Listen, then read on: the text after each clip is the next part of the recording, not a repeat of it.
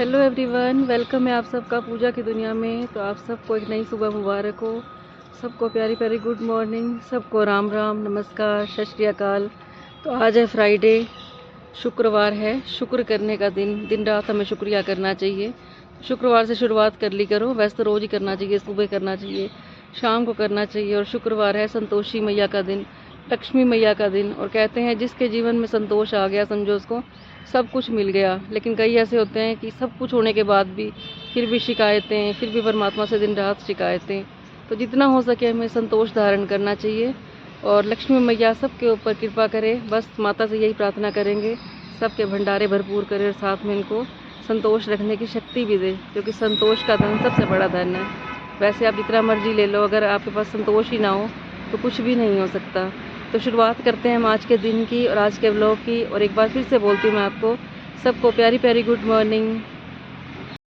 So guys, आ गई हूँ मैं घर पे और कर लिया मैंने अपने लिए गर्म पानी। ये देखिए मेरा फेवरेट ग्लास है ये।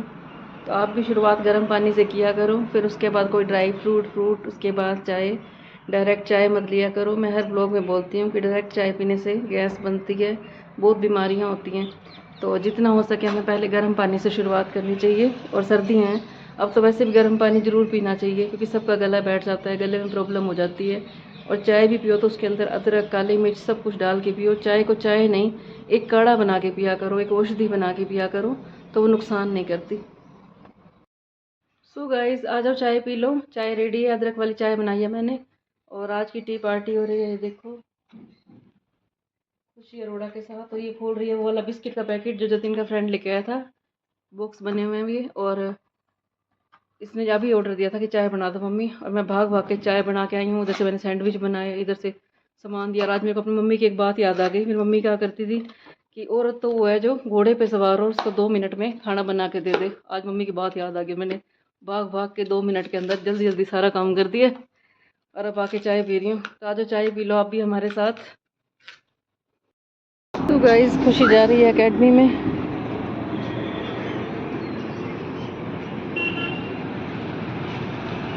और मौसम ठंडा हो गया बिल्कुल, सर्दियों वाली धूप आ गई है। सो गाइस, अब हम बात करेंगे कि आजकल लोग एक दूसरे की बातों को बिना जाने आइडिया लगा लेते हैं, अपनी सोच बना लेते हैं कि वो ऐसा है वो ऐसा है, लेकिन उनकी मजबूरी नहीं समझते। तो हमेशा एक दूसरे की मजबूरी समझनी चाहिए, क्योंकि कई मजबूरियां ऐसी होती हैं कि वो इंसान एक दूसरे को बता नहीं सकता। इसी में मैं आपको एक कहानी सुनाती हूँ। कहते हैं कि एक बच्चे की तबीयत बहुत ख़राब हो जाती है और वो उसको हॉस्पिटल में लेके जाते हैं। जैसे ही लेके जाते हैं तो डॉक्टर वहाँ पे होता नहीं है। तो डॉक्टर को बहुत बातें सुनाई जाती हैं, स्टाफ को बुलाया जाता है, कहते हैं हमारा बेटा इतना बीमार है और डॉक्टर आ नहीं रहा। तो वो आधा घंटा वेट करते हैं, इतने में डॉक्टर आता है, भागता भागता आता है और सीधा अंदर चला जाता है। लेकिन रास्ते में उसको सारे रिश्तेदार रोक लेते हैं, कहते तुम कैसे डॉक्टर हो। पहले उसको ये नहीं बोलते कि हमारे बेटे का इलाज करो, पहले उसको खूब भला बुरा सुनाने लग जाते हैं। और वो उनसे कोई बात नहीं करता, वो सीधा ही कहता है पीछे हट जाओ, मुझे अंदर जाने दो। तो वो जैसे ही अंदर जाता है और उस बच्चे का ऑपरेशन करके फिर वापस आ जाता है, और जिस स्पीड से वो आता है उससे डबल स्पीड में वो वापस चला जाता है। फिर वही पेशेंट जब वो ऑपरेशन करके आ रहा होता है, तो डॉक्टर से ये नहीं पूछते कि हमारे बेटे की तबीयत कैसी है, फिर उसको सुनाने लग जाते हैं, तुम इतने घमंडी हो, इतनी देर से आए थे, तुमने हमारी बात नहीं सुनी। लेकिन जो डॉक्टर होता है वो कोई बात नहीं सुनता उन रिश्तेदारों की, वो सीधा चला जाता है वहाँ से। फिर पीछे से नर्स आती है, जैसे ही नर्स आती है और दूसरे डॉक्टर आते हैं, तो वो जो रिश्तेदार खड़े होते हैं, जो लड़के का पापा होता है, वो उससे पूछता है कि कैसा डॉक्टर है तुम्हारा, इतना घमंडी है, भागता भागता आया था और भागता भागता चला गया था। तो उस डॉक्टर ने बताया, उसको डॉक्टर और नर्स ने बताया कि तुम ऐसे ही किसी को जज नहीं करना चाहिए हमें किसी को। कल सुबह इस डॉक्टर के लड़के का एक्सीडेंट हो गया था और उसकी डेथ हो गई थी। तो आज उसका कोई क्रियाक्रम का उसने प्रोग्राम करना था, इस वजह से वो भागता हुआ गया था। और वो इस हालत में नहीं था कि वो तुम्हारे बेटे का ऑपरेशन करे। लेकिन फिर जैसे ही तुमने फ़ोन किया था कि ऐसे तुम्हारा बेटा बीमार है, तो उनको अपने लिए लगा कि आकाश अगर मेरा बेटा बच जाता तो उसको अपने बेटा नज़र आया था इसमें, इसलिए वो भागता भागता आया था और उसने अपना फ़र्ज़ निभाया। तो कभी भी किसी को हमें गलत नहीं सोचना चाहिए, क्योंकि हर इंसान की पता नहीं क्या मजबूरी होती है। और आज के टाइम में वो, मैं आपको एक कहावत भी बोलती हूँ कि कभी भी किसी को उसके टिप टॉप कपड़ों से, मेकअप किए हुए से, या किसी को अच्छी गाड़ियों में घूमते हुए देख के ये जज ना कर लिया करो ये बहुत खुश है। क्योंकि एक मुखौटा सब ने अपने ऊपर चढ़ा रखा है। कहते हैं कि कोई तो अपना दुख जाहिर कर देता है, कोई अपने अंदर छुपा के रखता है। तो जितना हो सके लोगों के लिए गलत राय नहीं बनानी चाहिए, क्योंकि हर इंसान दुखी है। यहाँ पे आके तो भगवान भी सुखी ना रह नहीं रहा था। चाहे सीता माता हो गई, राम जी हो गए, कृष्ण जी हो गए, सबका जन्म यहाँ पे परीक्षाएं देते हुए बीता था। और वैसे भी आपने सुना होगा कि जो लोग बुरे होते हैं, दूसरों के साथ छल कपट करते हैं, वो बहुत मौज मस्ती से जी रहे होते हैं। और परीक्षाएं किसकी ज़िंदगी में आती हैं? जितना जो सच्चा होगा वो हमेशा अकेला मिलेगा आपको। झूठ के साथ तो सारी दुनिया होगी, सब रिश्तेदार होंगे, लेकिन सच आपको हमेशा अकेला मिलेगा। तो कभी भी किसी को गलत ना जज करें, क्योंकि अगर आप गलत जज करते हो तो गलत फहमियाँ पैदा हो जाती हैं। तो हर इंसान की मजबूरी समझा करो। और आधे रिश्ते तभी ख़राब होते हैं कि हम सबको गलत जज कर लेते हैं। किसी के घर जाते हैं तो भी हम गलत जज करके आते हैं, क्योंकि आजकल कुछ पता नहीं चलता किस इंसान के अंदर क्या बीत रही है। तो कुछ भी सोचने से पहले, राय बनाने से पहले हमेशा सोचा करो कि ये इंसान जैसा दिख रहा है ऐसा है नहीं, और होता है उल्टा है। कि जैसे ही आप किसी से मिलते हो, कोई आपके घर में आता है, तो अपनी ही आप धारणा बना लेते हो। तो जितना हो सके दूसरों की मजबूरी समझनी चाहिए। अगर आप किसी की हेल्प नहीं कर सकते तो उनको और परेशानियां भी नहीं बढ़ानी चाहिए। कहते हैं कि अगर हम किसी की सहायता नहीं कर सकते तो उनकी आगे और बुराई भी नहीं करनी चाहिए। तो जितना हो सके सबका भला करो। अगर कुछ नहीं दे सकते, हेल्प नहीं कर सकते, तो सिर्फ उनके लिए शुभ भावना और शुभकामना की प्रार्थना करा करो भगवान से। और किसी के लिए भी गलत धारणा ना बनाई करो। जिस तरह से डॉक्टर वाली मैंने आपको कहानी सुनाई है, अगर ये डॉक्टर और नर्स इनको ना बताते तो ये घर जाके भी उस डॉक्टर की ऐसे ही बुराइयां करते रहते और अपनी धारणा बनाते रहते। और कहते हैं कि सबसे ज़्यादा पाप होता है लोगों की बुराई करना। जिसकी हम बुराई करते हैं उसके तो पाप जड़ते हैं, लेकिन हम अपने ऊपर पाप ले लेते हैं। तो जितना हो सके हमें इससे पाप से बचना चाहिए। लोगों की बुराइयां नहीं करनी चाहिए, क्योंकि हर इंसान की अपनी अपनी मजबूरियां होती हैं। जब भी कोई तुम्हारे आगे आता है और तुम्हें वो गलत दिखता है, तो उस सिचुएशन पे अपने आप को रख के देखो आप, तब आपको पता चलेगा कि वो कितना ठीक था। जैसे डॉक्टर को वो सारे गलत समझ रहे थे, लेकिन ये तो डॉक्टर जानता था या नर्स जानती थी कि उसके अंदर क्या बीत रही है। क्योंकि आपने ये गाना भी सुना होगा कि औरों का गम देखा तो मैं अपना गम भूल गया, दुनिया में कितना गम है, मेरा गम कितना कम है। तो सारी दुनिया ही दुखी है, सुखी तो शायद ही कोई होगा इस धरती पे। सो गाइज, आज मैं बना रही हूँ आलू सोयाबीन की वड़ियों की सब्जी। तो दिखाती हूँ मैंने जो जो तैयारी कर ली है, और रेसिपी पहले बताई हुई है मैंने। वैसे तो सारे बनाते हैं, लेकिन सबका स्टाइल अलग अलग होता है। जैसे कल मैंने आलू शिमला मिर्च की सब्जी डाली थी, और मैंने क्या किया था, जब मैंने टमाटर की प्यूरी बनाई थी तो उसके अंदर मैंने ड्राई फ्रूट भिगोया था मैंने सुबह, और खुशी ने खाया नहीं था। तो मैंने क्या किया, उस ड्राई फ्रूट को टमाटर के साथ पीस दिया। एक थोड़ी सी चीज़ डालने से ही पलकू कहती है बताओ सब्जी में क्या डाला है आपने। उसने इतने आइडिया लगाए, कभी बोली दही डाली है, कभी बोली बैंगन डाला है, कभी बोली टिंडा डाला है, इसमें पता नहीं क्या क्या टेस्ट आ रहा है मम्मी। लेकिन वो ऐसे कह रही थी कि सब्जी का टेस्ट ऐसे आ रहा है जैसे शादियों में बनी हुई हो। तो थोड़ी सी चीज़ से ही हम बहुत अच्छी चीज़ बना सकते हैं, थोड़ा सा चेंज करके भी। तो सबके स्टाइल अलग अलग होते हैं। और मैं कोई मसाले नहीं डालती, कोई भी ना गरम मसाला, सिर्फ नमक और हल्दी डालती हूँ। सूखी धनिया मेरे को याद आ जाए तो मैं डाल लेती हूँ, नहीं तो नहीं डालती। लेकिन सब्जी इतनी टेस्टी बनती है, मैं सोचती हूँ कि भगवान का प्रसाद बना रही हूँ, अपने बच्चों की सेवा के लिए बना रही हूँ मैं। तो खाना और भी अच्छा बनता है और बरकत भी बढ़ती है। और जो सब्जी मैंने बनाई थी कल आलू शिमला मिर्च वाली, सारी की सारी वो ख़त्म हो गई। खुशी को इतनी पसंद आई थी। बड़ी खुशी होती है जब बच्चे तारीफ़ करते हैं हमारी चीज़ों की, तभी दिल खुश हो जाता है। तो ये निकाल लिया मैंने सोयाबीन की वड़ियाँ। और ये ले लिया मैंने 2 आलू, 3 प्याज, टमाटर और हरी मिर्च भिगो दी हैं, क्योंकि हम लाल मिर्च नहीं डाला करते। पहले मैं इनको अच्छी तरह से गर्म पानी में भिगोऊंगी। सो गाइज, ये देखिए, ये मैंने थोड़ा सा नमक डाल के पानी में उबाल ली है सोयाबीन की वड़ियाँ। उबाली भी नहीं है, बस थोड़ी सी गर्म की हैं, सारी साफ़ सी हो गई हैं। और अब इनको मैं छलनी में निकाल लूँगी। तो आप भी जब भी सोयाबीन की वड़ियों की सब्ज़ी बनाओ तो थोड़ी सी उसको उबाल के गर्म पानी किया और उसके अंदर डाल दी, और उसको अच्छी तरह से पानी में से निकाल के तब सब्ज़ी बनाया करो। कई लोग क्या करते हैं, फटाफट से अपना सब्ज़ी बनाई और उसके अंदर ऐसी कैसी पलट दी। लेकिन बनाते टाइम जो उसके अंदर लगा होता है सारा, मिट्टी वगैरह भी होती है और भी होती हैं चीज़ें, तो सारी साफ़ हो जाएंगी। कोई भी सब्ज़ी बनाओ तो उसको एक बार गर्म पानी में ज़रूर धोया करो, चाहे वो गोभी हो गई, कोई भी सब्ज़ी हो गई, हरी सब्जियाँ होती हैं जैसे साग हो गया, पालक हो गया, तो भी अपना सब कुछ साफ़ करके गर्म पानी में और उसके बाद बनाया करो।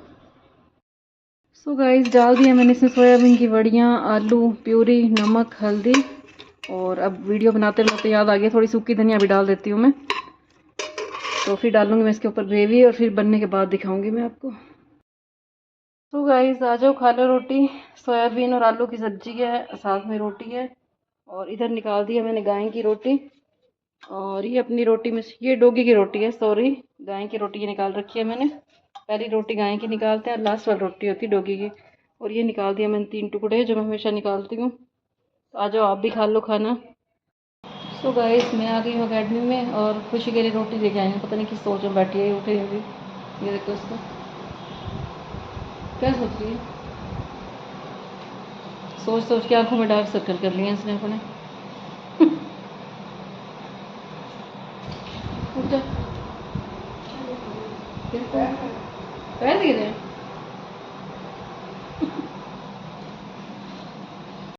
सो गाइस आ गए हम घर पे और मैं तैयारी कर रही हूँ डिनर की। और डिनर देखो आज मैं क्या बना रही हूँ। परसों जैसे बनाए थे दूध ब्रेड मैंने, और आज मैं बना रही हूँ, दिखाती हूँ आपको क्या बनाया मैंने।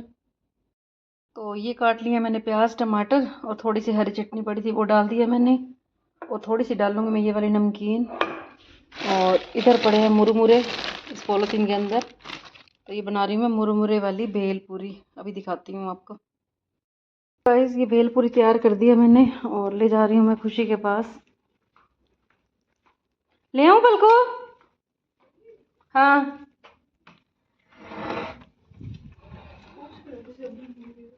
ये थोड़ी सी तो है, जरा सी है बिल्कुल। और खुशी खा के बताएगी कैसे बनी थी। और इसने मेरे को कहा था इसके अंदर ना खीरा भी डाल देना। तो देखो, और दिन का खीरा खीरा। Very good. देखो मेरे बच्चे तो मेरे से ज़्यादा समझदार बन गए हैं। इसने पहले ही बता दिया। तो अपने नाम से गालियाँ दे रही थोड़ी देर पहले। गालियाँ देनी पड़ती है ना, माँ बाप का ही फर्ज होता है। गालियाँ भी दो प्यार भी दो तो इक्वल हो जा रहता है। गालियाँ नहीं देती मैं, वैसे ही डांटती हूँ भाई। गाली तो हमारे परिवार में कोई भी नहीं देता, ना इसके पापा देते ना हम देते। पूरे परिवार में आज तक किसी ने गाली नहीं दी। दिया कभी किसी ने गाली? वैसे हम गुस्सा हो लेते हैं लेकिन गालियाँ नॉट अलाउड, आज तक दी नहीं किसी ने।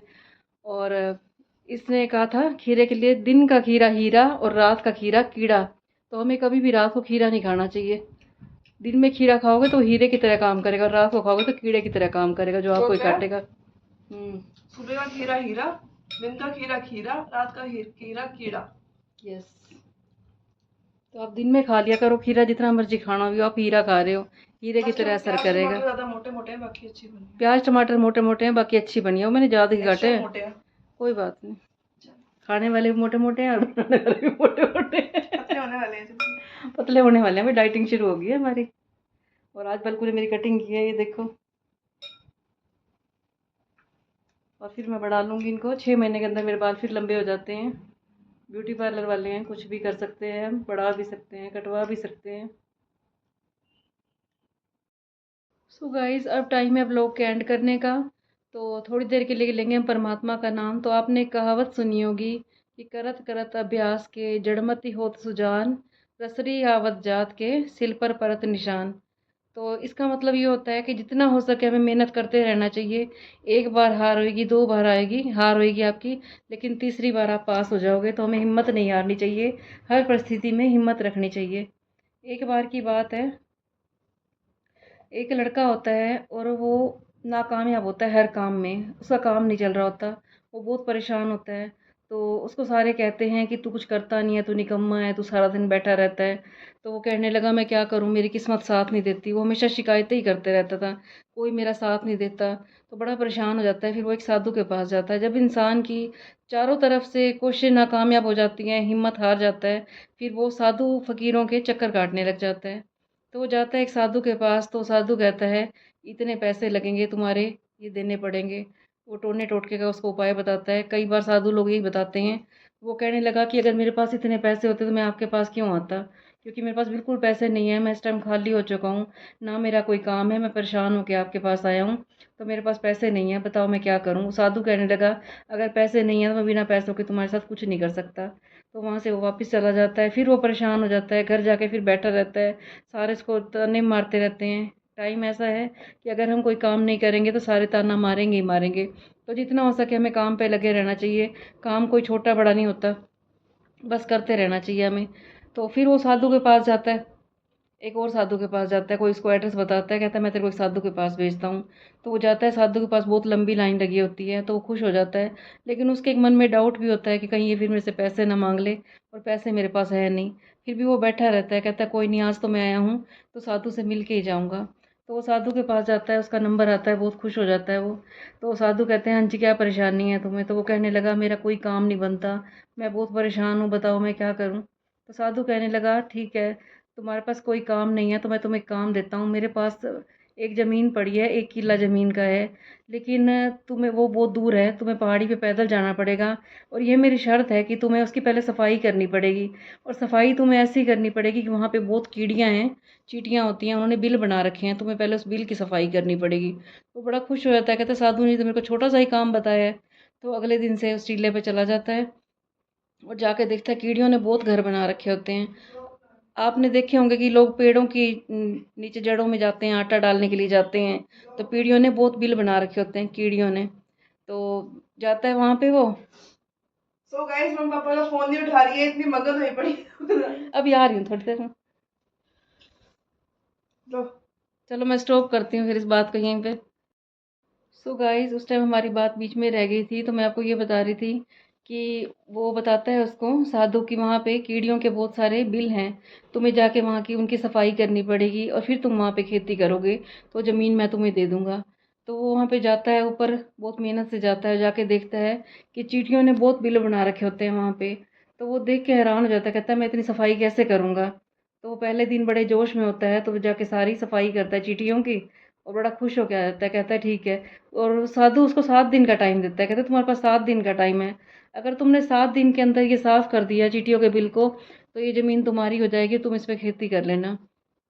पहला दिन बीत जाता है, साधु को जाके बोलता है वो कि मैं आज सफाई करके आया हूँ। फिर दूसरे दिन जाके देखता है वो, चींटियों के बिल तो फिर वैसे के वैसे ही बने पड़े होते हैं, और जाके वो फिर साफ करने लग जाता है। लेकिन दूसरे दिन जब वो घर पे आता है, तो वो बड़ा अफसोस मनाता है, कहता है लोग तो चींटियों को आटा खिलाते हैं, इतनी सेवा करते हैं, और मैं यहाँ चींटियों का बिल वो कर रहा हूँ। फिर वो कहता है कोई बात नहीं, चलो देखी जाएगी। फिर वो तीसरे दिन फिर चला जाता है, फिर वो जाता है तो उसको वहां जाके भी दुख लगता है। लेकिन वो इस बार वो क्या करता है कि आटा भी लेके जाता है साथ में, कहता है मैं उनका बिल हटाऊंगा लेकिन साथ में मैं आटा भी लेके जाऊंगा। तो पहले उनको आटा खिलाता है, और फिर वो चींटियों की सफाई करता है, वहां जाके झाड़ू वगैरह लगाता है। और चौथे दिन वो फिर ऐसे ही करता है, चौथे दिन जाता है वो, तो क्या करता है, देखता है वो वहां पे बहुत चींटियों के फिर बिल हुए पड़े होते हैं, तो वो पानी डाल देता है उनके ऊपर। सोचता है पानी डाल दूंगा तो सारी ही चली जाएंगी अपने आप ही। लेकिन फिर घर आके वो अफसोस मनाता है कि ये मैं बहुत गलत काम कर रहा हूँ। तो जब आ जाता है 5वां दिन, तो फिर वो क्या करता है, जब वो पानी गिर के आया था तो वो बिल चले जाते हैं, लेकिन वो चींटियों का जो बिल होता है वो सामने वाली सड़क पे बना लेते हैं वो, थोड़ी सी आगे करके, फिर वो पंक्ति में चल रही होती हैं सारी, और सबके मुंह पे आटा भी लग रहा होता है। तो वो कहने लगा कमाल हो गई है, मैं पानी भी डाल गया लेकिन इन्होंने फिर वही चाल से चल रही हैं, और सब ने जो आटा था वो भी लेके गई थी मुंह में, वो सारी चल रही थी। तो वैसे भी कहते हैं कि वैसे तो चींटियों को हम लोग, घर में चींटियां आती हैं तो हल्दी डाल देते हैं, लेकिन चींटियों को अगर हमने जिमाना भी होता है तो कहीं हम बाहर जाके पेड़ों के नीचे, पार्कों में, वहाँ पे हम आटा डाल के आते हैं, क्योंकि कई जीव जंतु ऐसे होते हैं वो हमें भी नुकसान पहुंचाते हैं, तो फिर हमें उनका सोल्यूशन निकालना पड़ता है। तो जब छठे दिन की बात आती है तो वो वहाँ पे जाके देखता है, तो चींटियों को कोई असर नहीं पड़ता, वो फिर की वैसी लाइन बना के सीधी जा रही होती हैं। और जीव जंतु में आप देखोगे, कभी आपने आसमान पे देखा हो तो एक पक्षी जा रहा होता है और उसके पीछे पीछे 10-15 पक्षी जा रहे होते हैं, ऐसे पंक्ति में चलते हैं। और चींटियों को भी देखी होगी आपने कभी, हमेशा सीधी लाइन जा रही होती है। एक इंसान ही ऐसा है कि इसको सारी जिंदगी हम अनुशासन सिखाते रहते हैं, लेकिन अनुशासन नहीं आता। ना इंसान को घर में अनुशासन आता है, ना हम पार्कों में जाते हैं, वहाँ जाके भी इतनी गंदगी करते हैं। जगह जगह पे लिखा होता है यहाँ पे कूड़ा मत डालें, बस स्टैंड पे चले जाओ, रेलवे स्टेशन पे चले जाओ, लेकिन किसी को असर नहीं होता, हम गंदगी मचाते रहते हैं। सफाई की बातें हम जरूर कर देते हैं कि यहाँ पे सफाई नहीं है, सरकार ध्यान नहीं रखती, लेकिन हम अपना फर्ज नहीं समझते। ना हम अपने घरों में अनुशासन रखते हैं, ना हम बाहर जाके रखते हैं। तो आपने मोदी जी को देखा होगा, खुद वो झाड़ू भी लगाते हैं, देखा होगा आपने कितना सफाई अभियान जब वो चलाते हैं। ऐसे ही धन धन सतगुरु वाले हैं, वो कितनी सफाई करवाते हैं। तो खाली एक आधे के करने से सफाई का अभियान नहीं चलता, एक एक बंदे को सफाई का अभियान रखना चाहिए। और आपने फॉरेन में तो सुना होगा, वहाँ पे तो क्या होता है कि जब हम गाड़ी में जा रहे होते हैं तो हम थूक भी बाहर नहीं गिर सकते। अपने इंडिया में इतनी गंदगी है, लोग क्या करते हैं, बाइकों पे जा रहे होते हैं और पॉलीथीन गिर दिया, वो पीछे जो बाइक आ रही होती है उसके मुंह पे लग जाता है। ऐसी गाड़ियों की खिड़कियां खोलेंगे और बाहर कूड़ा फेंक देंगे पॉलीथीन में डाल के, लेकिन वो सड़क पे पड़ा रहता है और फिर हम कहते हैं हमारे इंडिया में सफाई नहीं है। तो सफाई के बारे में तो सारे सोचेंगे तब ये चलेगा। तो हम कहानी की ओर आगे बढ़ रहे हैं। फिर क्या होता है, जब छठा दिन हो जाता है तो वो साधु के पास जाता है। कहने लगा कि मैंने बहुत कोशिश की, लेकिन वो कीड़ियाँ फिर ऐसी की ऐसी आ जाती हैं, उनका कोई सुधार नहीं हुआ। तो साधु हंसने लग जाता है, कहता अभी भी तुम्हें शिक्षा नहीं मिली?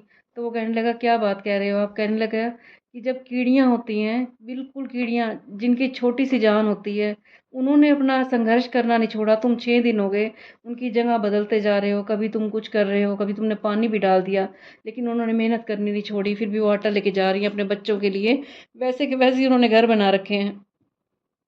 लेकिन तुम इतने बड़े हो गए हो, इतना बड़ा तुम्हें शरीर दिया भगवान ने, इतने अच्छे अंग दिए हैं, और तुम परेशान रहते हो कि मेरा काम नहीं है, काम नहीं है। तो इन चींटियों से तुम संघर्ष करने की जरा हिम्मत सोचो। तुमने 1 दिन किया, दूसरे दिन किया, 6 दिन तुमने मेहनत की, लेकिन इन्होंने अपना स्थान नहीं छोड़ा। तो तुमने क्यों हिम्मत छोड़ दी? तुम भी हिम्मत रखो, भगवान एक बार देखता है, 2 बार देखता है। कहते हैं हिम्मत करने वालों की कभी हार नहीं होती। हमेशा हमें कोशिश करते रहना चाहिए, क्योंकि कहते हैं प्रकृति जो देख रही होती है कि हम कितनी मेहनत कर रहे हैं। अगर हम मेहनत कर रहे हैं तो प्रकृति भी हमारा साथ देती है, दिन रात वो साथ देती है, वो हमारा संघर्ष देख रही होती है। तो परमात्मा को सारा पता होता है कि हमने कितना संघर्ष किया है। कहते हैं कि तुम अगर जवानी में मेहनत कर लोगे तो तुम्हारा बुढ़ापा बड़ा आसानी से कट जाएगा, लेकिन तुम जवानी में आराम कर लोगे तो तुम्हारी सारी जवानी भी खराब जाएगी। वो 2-4 साल 10 साल तुम आराम कर लोगे, लेकिन तुम्हारा बुढ़ापा फिर अच्छा नहीं बीतता। तो जवानी में इतनी मेहनत करो कि तुम्हारा बुढ़ापा अच्छा बीत जाए।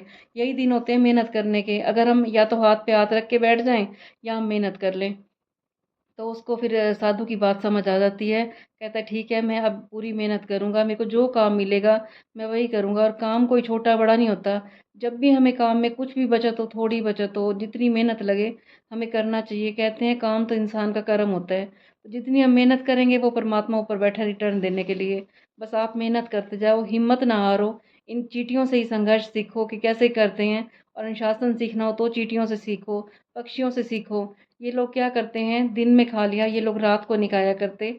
इतना अनुशासनबद्ध रहते हैं। एक इंसान ही ऐसा है कि उसे सुबह भी खाना चाहिए, दोपहर को भी चाहिए, रात को भी चाहिए, फिर अगले दिन का फिर और चाहिए। और इनको तो एक टाइम का मिल जाए, ये उसी में अ, संतुष्ट रह जाते हैं। इंसान की संतुष्टि सारी ज़िंदगी नहीं होती।